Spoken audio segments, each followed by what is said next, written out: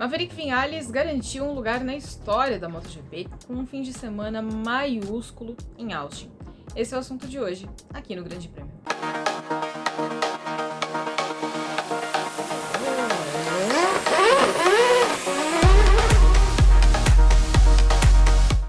Se você acompanha a MotoGP, você sabe que não foi exatamente em Austin que Maverick Viñales fez história. Afinal, eles já tinham conseguido uma primeira vitória com a Aprilia lá em Portugal. Só que foi na sprint, né? E para efeitos estatísticos, não vale, não conta. Por quê? Hoje é estranho a gente pensar nisso, mas lá atrás, quando as sprints foram anunciadas, causou um enorme rebuliço. Porque, originalmente, a ideia era que essas corridas contassem sim para as estatísticas normais do campeonato. Então, uma vitória na sprint seria uma vitória como outra qualquer. Só que aí teve muito rebuliço, porque todo mundo ficou pensando assim, caramba, mas e os pilotos do passado, né? Os feitos deles vão ser desvalorizados, porque afinal, os caras vão ter dobro de chances para vencer esse ano, sendo que eles já têm um calendário muito maior do que tinha no tempo de Giacomo Agostini, por exemplo.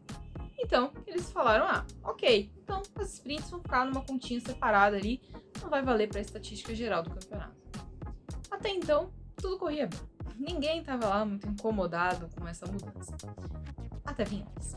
Porque quando Viñales venceu lá em Portugal, ele efetivamente ganhou pela terceira marca na carreira dele. Ele venceu a primeira corrida dele com a Suzuki, foi o primeiro, né, a vencer com a marca japonesa na retomada deles na MotoGP, antes dessa saída repentina que eles tiveram recentemente. Depois ele venceu com a Yamaha e aí ele venceu com a Aprilia. Só que não valia, ele tinha que conseguir esse feito num domingo. E ele não era a única pessoa com chance de conseguir essa marca em 2024, porque Alex Rins também tem a possibilidade de conseguir esse feito, porque já venceu com o Suzuki, com o Honda e agora com a pela Yamaha, e o Jack Miller também tem essa possibilidade, porque venceu com Honda e venceu com Ducati, e agora defende a KTM. Então tinha essa coisa, se ele não vencesse num domingo e outro piloto, ou Rins ou Miller vencesse, ele ia ser furado na estatística. Só que o Viñales apresentou um domínio basicamente impecável no fim de semana do GP das Américas. Fez a pole, foi absolutamente dominante na corrida sprint, e no domingo precisou suar, porque ele não teve uma largada muito boa, caiu para a 9ª colocação, mas conseguiu remar e passar gente que era forte ali. Ele conseguiu passar as duas Ducatis, né, de Pecco Bagnaia e Enea Bastianini, conseguiu passar Marc Marquez, conseguiu passar Jorge Martin, conseguiu passar Pedro Acosta. Então precisou remar mesmo e remar com gente forte da categoria para poder vencer de novo com autoridade.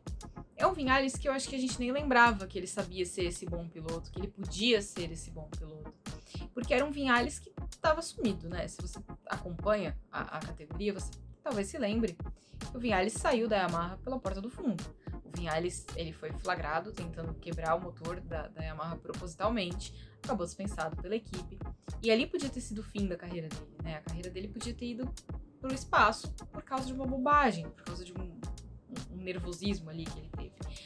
Mas graças também ao Alex Espargaró, que foi lá, né, chavecar a Aprilia, convencer a Aprilia de que o Viñales era uma boa aposta, de que o Viñales podia ser um cara para levar a Aprilia pro topo, que o Viñales conseguiu continuar a carreira dele e conseguiu continuar bem a carreira dele.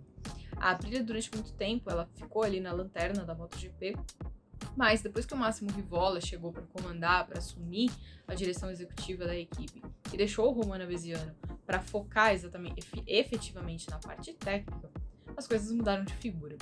Pouco a pouco, a RSGP tem sido uma moto mais competitiva. Mas até aqui, a única pessoa que tinha efetivamente tido sucesso com a moto de Noale tinha sido o Alex Espargaró, que também apresentou performances dominantes, mas que nesse fim de semana, por exemplo, estava absolutamente ruim, estava mandando uma performance muito apagadinha, assim como a dupla da Tech House. Nem Raul Fernandes e nem Miguel Oliveira foram grandes destaques nesse fim de semana. Mas o Viñales sobrou. E o Viñales sobrou tendo ali a mesma moto do Alex e do Miguel, porque eles correm todos eles com a RSGP de 2024. Mostrou autoridade, mostrou força e mostrou um Viñales, acho que feliz também, que fazia muito tempo que a gente não via o Viñales tão sorridente, né? A corrida sprint de sábado teve um pódio um pouco esquisito, um pouco diferente. Foi bacana, mas foi muito demorado porque a gente está acostumado a fazer, né? Porque porque a gente tá acostumado a ver. Ele ficava meio distante de onde estava todo mundo, e aí demorou um tempo para levar todo mundo ali.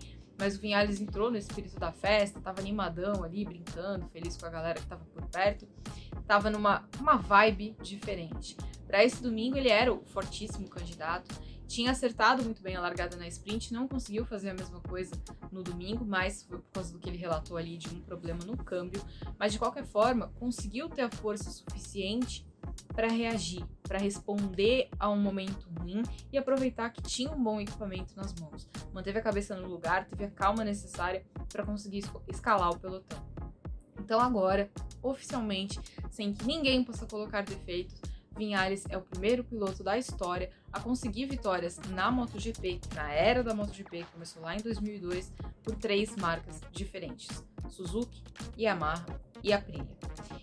Pelo que a gente viu em Austin, eu não diria que foi só uma vitória que ele terá com a Aprilia. O desempenho que ele mostrou na pista dos Estados Unidos e o desempenho que ele mostrou em cima da SRS GP 2024 em Portugal e agora também em Austin mostram que o Vinhales está muito bem e que a moto da Aprilia também está igualmente boa. Muita gente reclama que a MotoGP virou uma Copa Ducati, pois então agora a gente está vendo uma Ducati ter alguns adversários. O Vinhales encerrou uma sequência vitoriosa da Ducati. Claro, ainda teve pilotos da Ducati no pódio, vai ter pilotos da Ducati no pódio, porque eles têm 8 motos e é uma moto excelente. São motos excelentes, né? Porque a gente tá falando do GP23 e GP24. Mas a Ducati agora tem mais gente ali para brigar com ela. A KTM em alguns momentos se mostrou forte e agora a Aprilia, que teve uma atuação irretocável. Então me conta aí, você acha justo essa separação de sprint e corrida normal? Ou o Vinhales só fez história mesmo em Austin? A gente se vê na próxima. Valeu!